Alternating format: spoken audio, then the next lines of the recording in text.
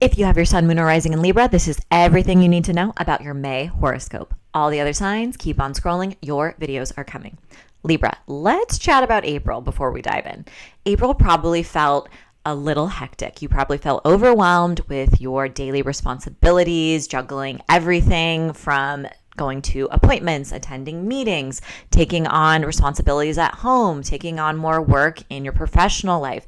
And it probably served up lessons on your overall relationship with your health, your well-being, and helped you break certain habits, set boundaries, and ask for help, especially when Mercury and Venus ended their retrogrades on April 7th and April 12th. Then we also had this wild full moon in your sign on April 12th, and it probably brought some sort of emotions to the surface. Maybe you learned news that affected you in a personal way. Maybe you had a personal goal finally manifest, or you were recognizing the next steps you want to take, or whether you want to pivot and pursue something else more meaningful. And it also probably brought important changes to your key relationships in your life. Maybe you addressed some sort of dynamic, or you took the next step, or you advocated for yourself in a new way. Starting on the 17th, Mars entered Leo, and this could have brought some drama to your social circle. It could have encouraged you to stand up for your beliefs, and it could have given you the inspiration, the motivation to chase after your aspirations and your long-term goals and desires more fearlessly. By the 19th, the sun entered Taurus, and you were reflecting on your relationship with vulnerability, trust, some of your fears, your shadow side. It's a great time to do healing work, inner work, and to also deepen some of your relationships and make sure that the power imbalances in any relationships are addressed. But we're here to talk about May, so let's get into it.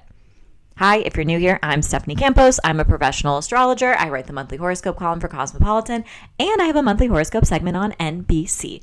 Okay, Libra, on May 2nd, you might feel like you are on cloud nine, especially in your romantic relationships or creative relationships when Venus and Neptune come together in the sign of Aries. Now, this can be really sweet, soulmate, otherworldly type of energy and can lead to compassionate conversations and vulnerable interactions with others that bring you closer together. But it can also kick up some gaslighty vibes. So if someone or something feels too good to be true, just try to keep one foot on the ground and avoid making life-altering decisions today if you can avoid it. On the 4th, Pluto is going to go retrograde in the sign of Aquarius. For you, this is going to invite you to face your fears regarding showing up and taking up space, following your joy, sharing your gifts and your talents with others. If there's any part of your relationship with pleasure and desire that you have been repressing or avoiding, or just felt awkward, kind of exploring and experimenting, this is a moment to make a change and to follow what lights you up and what brings you joy and what excites you. This is also a powerful time for inner teen and inner child healing work. By the 10th, Mercury, the planet of communication, information, is going to enter Taurus. And you might be having more important conversations about finances, especially in your relationships with roommates or lovers or business partners, about the shared expectations and financial expectations in your connection. This could also bring new contracts and opportunities your way. And it can also have you being more vulnerable, open, raw, and honest in your important relationships as well. And sometimes it can also have you facing some of your fears and your insecurities and your relationship with jealousy and envy. By the 12th, we have a full moon in Scorpio. And for you, this is going to bring a change to your relationship with your finances, your possessions, and your sense of security. So that could look like a change in work for some. Maybe you are offered a new opportunity. Maybe you're ready to put your 2 weeks in. Maybe a contract ends suddenly. This could also look like making a decision to pursue a new line of work. Maybe you are reminded of what makes you stand out and you get a little confidence boost.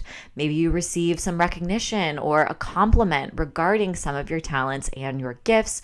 Maybe you are doing a deep purge of your closet and you're ready to get rid of old items in your home that kind of tie you to old memories that you don't really want to remember anymore. Then on the 20th, the sun enters Gemini. And for you, this is going to bring new ideas and conversations into your world. You're definitely more focused on your worldview, your beliefs, your politics, and shaping your understanding of the world around you. This is a powerful time to connect with your voice and to advocate for others. People are paying attention to what you have to say, especially when you speak from the heart and share your lived experience. This is also going to be a fun time to take risks and really just put yourself out there when it comes to chasing after your goals and your dreams. There is some sexy energy in the air on May 22nd when Venus in Aries forms a trine with Mars in Leo. And for you, this is going to be a great time for going on a group date, for meeting a potential lover through a friend, for meeting someone important and influential who can help bring about some of your goals and your desires or a potential collaborative contract. There is progress when you are putting your time, your energy, and your momentum into your relationships today. The energy could also simply just be really fun. Maybe you're introducing your friends to someone special, or you're just attending like a fun party or get together. On the 24th, Saturn is going to enter Aries for 2.5 years. And Saturn hasn't been in the sign of Aries since 1996 through 1999. This is going to bring major shakeups to your personal relationships and contracts. And it is going to feel like your relationships and your desires are put to the test. For those of you who are on shaky foundation, you might decide to leave a relationship or an obligation or a contract that doesn't feel fulfilling or in alignment anymore. For others, this can be a period of commitment. A lot of times we see people either get married or break up during a Saturn transit in this part of your chart. That doesn't necessarily mean that's going to happen for you, but if you are on that track or if you've been thinking about it, maybe that's a sign. On the 25th, we have Mercury moving into the sign of Gemini, and on the 26th, we have a new moon in Gemini. For you, this is going to bring up new important conversations and ideas and plans.